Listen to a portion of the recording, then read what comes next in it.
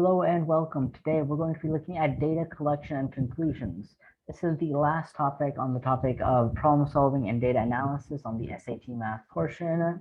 As always, we're going to be going through 5 questions. We're going to explain them and look at the intricacies of this topic so that you can ace the SAT math portion. If you like these videos or found them informative, please be sure to like and subscribe. And with that, let's get started on our first question. Here it is. And we're told that a research study was conducted to determine if a gene therapy is successful in treating color blindness in mice. From a large population of mice with color blindness, 200 were selected at random. Half of the mice were randomly assigned to receive the therapy, and the other half did not. The results showed that 80% of the mice that received the therapy had some of their ability to see color restored. Based on the design and results of the study, which of the following is an appropriate conclusion? A, gene therapy is better at treating color blindness than other available treatments. We heard nothing about other available treatments, so this one cannot be true. So we didn't talk about that at all. All right, answer choice B. Gene therapy is likely to fully restore the ability to see color for mice with color blindness. We heard nothing about that either. We heard nothing about fully restoring it, and we didn't know that if it worked for the entirety of vision. We just said that it had some of their abilities. Now, the third one, the gene therapy is likely to improve the ability to see color for mice with color blindness. This seems correct since it's likely to, since 80% of them had it, and it does improve the ability, it restores some of the abilities, so this is going to be our answer. But we can still look at the last answer choice just to check, and we see that the gene therapy will improve the ability to see color for humans with color blindness. We heard nothing about humans in this, so we cannot infer this either, and this goes away. So our answer then is going to be choice C. Let's move on to the next question. All right, question number 2, here it is. A study was conducted to determine the effect of sulfur on the taste of onions. 200 onion seeds of the same variety were selected at random. Half of the seeds were randomly assigned to be grown in soil treated to have lower sulfur content, and the other half were grown in untreated soil. In a blind taste test of the onions, tasters indicated that the onion grown in soil with lower sulfur content was sweeter. Based on the information provided, which of the following is a reasonable conclusion? The variety of onion seeds used produces the sweetest onions.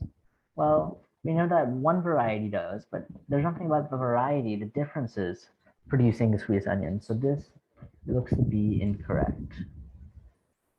And actually, let's do this more efficiently and just do this. All right, answer choice B. For the variety of onion seeds used, onions grown in soil with lower sulfur content are likely to taste sweeter.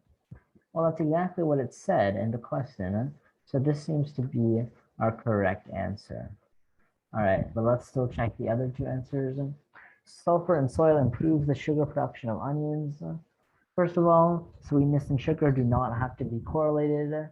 They are correlated in some sense, but they are not. Sugar is not the only factor that determines sweetness. And additionally, we know that sulfur actually decreases sweetness. So this is also incorrect. The last one, we hear that sulfur content is the only determining factor of onion sweetness. Also incorrect, since we do not examine any other factors, and we clearly see that if it's grown in soil versus not grown, grown in untreated soil, we see that the sweetness is also increased. So it might not be because of the sulfur content, but because of other factors. And our answer is choice B. Let's move on to the next question. All right, next question, here we are. And it says, the company wants to determine the effectiveness of its Spanish language learning app.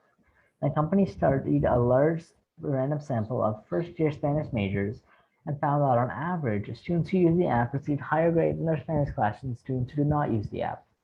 Based on the design and results of the study, which of the following is an appropriate conclusion? Using the app will improve the grades of any college student. Incorrect. Right, we're talking about only in Spanish language. B, using the app will improve the grades of any Spanish major. Well, it just said grades. It didn't say like Spanish grades. We could think about that, but it didn't say the grades of any Spanish major. And also, we only looked at first-year Spanish majors. So this seems to be incorrect. All right, the next answer choice says using the app is likely to improve the grades of first-year Spanish majors. Again, this does not have, this does not say the only increases the grades in their Spanish classes, but in all classes. Does not seem likely. We'll leave it there, but let's look at our last answer choice, which is there's an association between using the app and higher grades in Spanish classes for first-year Spanish majors. That is correct. That is what the passage said. But the effect of using the app itself is unclear. That seems to be correct. There hasn't been any rigor on using the app versus not using the app when all other factors remain the same. It could simply be that the students using the app are just more dedicated and that's why they're doing better. We don't know. So that's why answer choice D is the correct answer. And let's move on to the next question.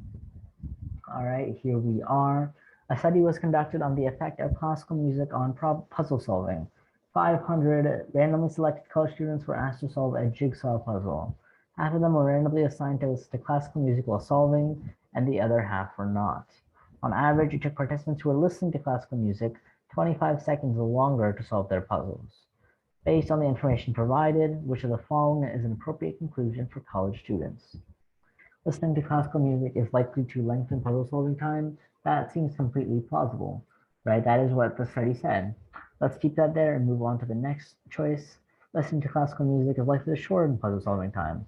That is the opposite of what was said in the results. So that's incorrect. Choice C is talking about any activity. That's not what was examined. That's incorrect. And the last one says it's the best genre of music for shortening puzzle solving time. We examined no other genres of music we don't know, so this is also incorrect. And our answer is choice A. All right, so that is that question, and let's move on to the next question.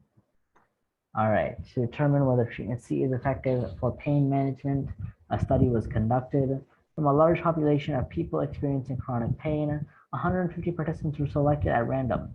Half of the participants were randomly assigned to receive treatment C, and the other half did not. Participants who received treatment C reported better pain management than those who did not. Based on this information, which of the following is an appropriate conclusion? Treatment C is likely to improve the pain management of people experiencing chronic pain. That seems to be plausible. That seems to work. Let's keep going. Treatment C will cure multiple underlying causes for pain. We hear nothing about that. We only did for one cause of pain. Well, we really didn't even look at any of the causes of pain. We just looked at chronic pain in general. Treatment C will improve the pain management of anyone who is in pain. Well, this is only about chronic pain. All right, it can be assumed that acute pain is going to have some difference, and we don't know. We didn't look at that, so we can't do this. Treatment C improves pain management more than all other available treatments. We didn't look at any other treatments. We can't assume this. So our answer is then going to be choice A. All right, that is it for this topic, data collection and conclusions, and that is it for this topic of problem solving and data analysis.